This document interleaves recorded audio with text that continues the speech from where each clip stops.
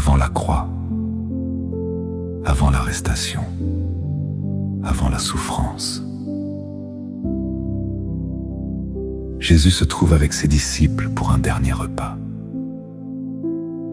Il sait que les heures sont comptées. Il sait que la séparation approche.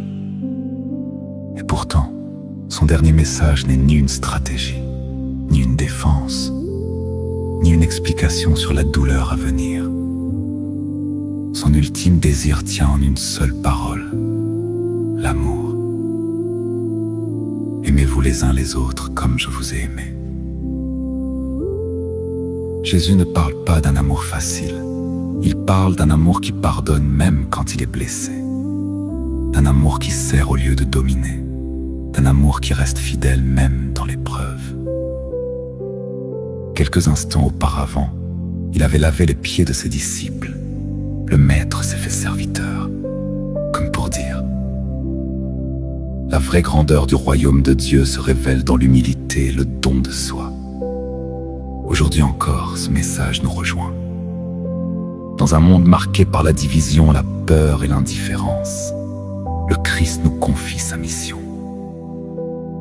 Être des porteurs d'amour.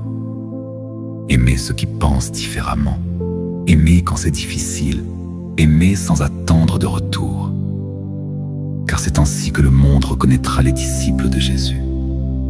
Peut-être que la plus grande préparation à la croix et à la résurrection n'est pas la force, mais l'amour vécu chaque jour. Seigneur Jésus, apprends-moi à aimer comme toi. Donne-moi un cœur humble, patient et rempli de compassion. Que mes paroles guérissent, que mes gestes reflètent ta présence et que ma vie devienne un témoignage vivant de ton amour. Amen.